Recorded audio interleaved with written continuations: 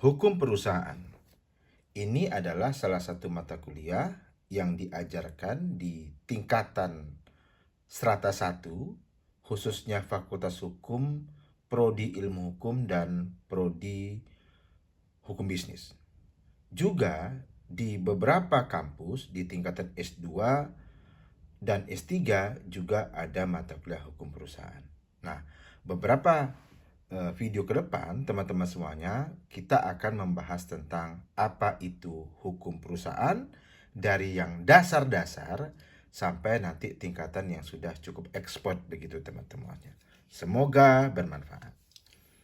Kita mulai pembelajaran ini dengan apa yang perlu kita siapkan sebagai bahan bacaan utama.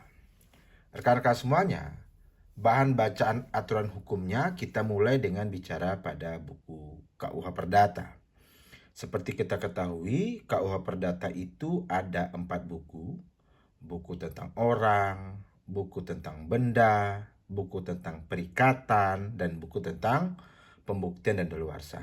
Jadi kalau kita pengen tahu apa itu orang dalam pengertian orang perorangan, bacalah buku 1. Tapi kalau ingin tahu tentang orang dalam pengertian badan usaha, baik yang berbadan hukum maupun tidak berbadan hukum, kita pelajari dalam mata kuliah ini. Yang kedua, KUH Dagang atau Kitab Undang-Undang Hukum Dagang.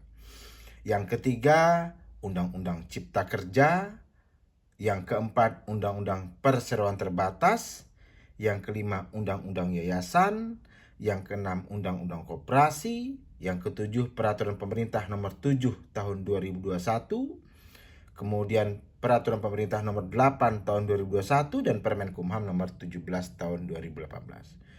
Ini adalah aturan yang minimalnya kita baca, teman-teman semuanya, kalau kita ingin menguasai hukum perusahaan. Kemudian kita lanjutkan, teman-teman semuanya.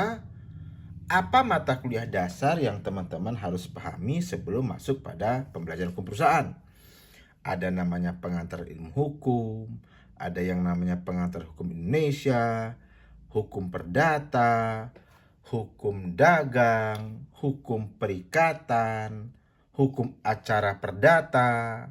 Ya, ini mata kuliah dasar. Tapi ada juga mata kuliah yang terkait lainnya. Hukum lingkungan contohnya. Hukum pajak, hukum kepailitan dan PKPU, dan mata kuliah teknik perancangan kontrak. Kenapa perlu belajar ini? Karena memang teman-teman semuanya, kalau contohnya hukum lingkungan, nanti kita akan lihat bahwa kejahatan lingkungan itu sekarang tidak hanya dapat diberikan sanksi hanya kepada pelaku-pelaku yang individual, tapi juga pelaku-pelaku yang merupakan korporasi. Pajak mesti tidak terlepas ya, baik itu orang perorangan maupun badan usaha sepanjang dia mendapatkan penghasilan, makanya ada istilah PPh 21 ya. Ada lagi pajak-pajak yang lainnya. Kepailitan dan PKPU. Siapa yang dapat dimohonkan untuk menjadi pilot begitu ya, teman-teman semuanya? Ya ternyata malah yang paling umum itu adalah badan usaha, teman-teman semuanya. Dan kenapa kontrak kemudian juga perlu dipelajari? Karena sebenarnya teman-teman semuanya, dalam berkontrak itu ada yang kemudian perjanjiannya adalah perjanjian putus gitu ya.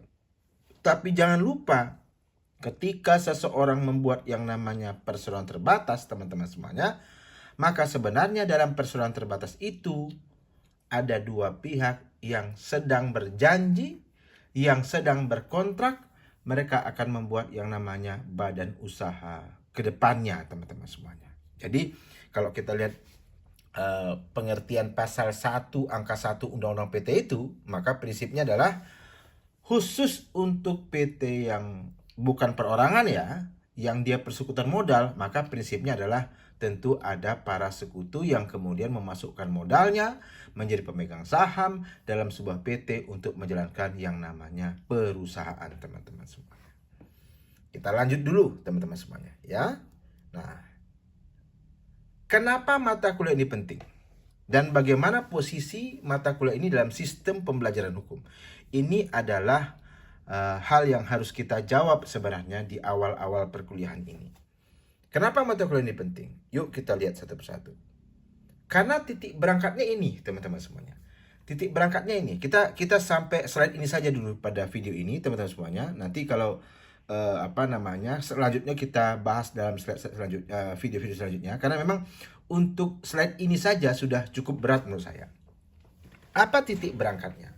Titik berangkatnya adalah ada yang namanya terjadinya sebuah perbuatan atau peristiwa. Jadi terjadi yang namanya perbuatan atau peristiwa, di mana apabila perbuatan atau peristiwa itu ternyata menimbulkan akibat yang dapat dimintakan pertanggungjawaban hukum, maka pendapat saya itu sudah menjadi sebuah yang namanya perbuatan hukum atau peristiwa hukum. Jadi ada yang namanya perbuatan, ada yang namanya akibat, maka kemudian ternyata itu menjadi sebuah yang namanya perbuatan hukum. Nah, kalau sudah terjadi yang namanya perbuatan hukum atau peristiwa hukum, teman-teman semuanya, maka tentu saja itu dapat menimbulkan yang namanya pertanggungjawaban hukum, teman-teman semuanya. Baik sengaja maupun tidak sengaja. Ya. Jadi ketika peristiwa itu baik sengaja maupun tidak sengaja, teman-teman semuanya dilakukan, ya, maka itu dapat dimintakan pertanggungjawaban.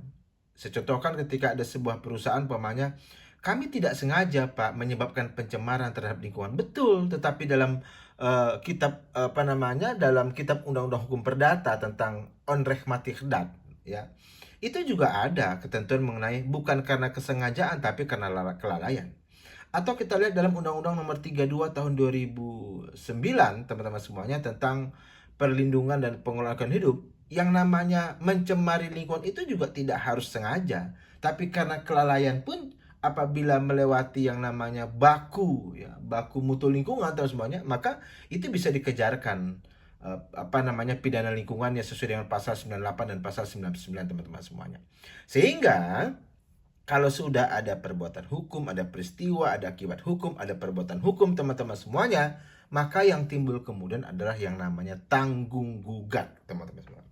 Nah, disinilah kemudian menjadi sebuah titik berangkat menurut pendapat saya, kita perlu untuk mempelajari hukum perusahaan itu secara komprehensif.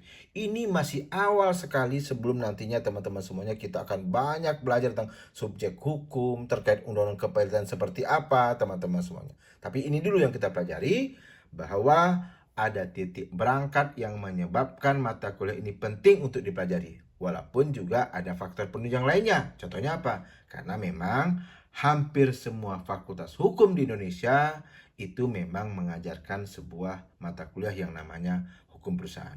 Belum lagi juga itu merupakan sebuah kebutuhan nyata ketika seorang sarjana hukum itu lahir dari sebuah fakultas hukum, maka kemudian ketika dia berpraktek, ketika dia bekerja, tentu saja dia harus memahami bahwa yang namanya subjek hukum itu tidak hanya orang dalam pengertian orang perorangan, tapi juga orang dalam pengertian badan usaha, baik yang berbadan hukum maupun yang tidak berbadan hukum.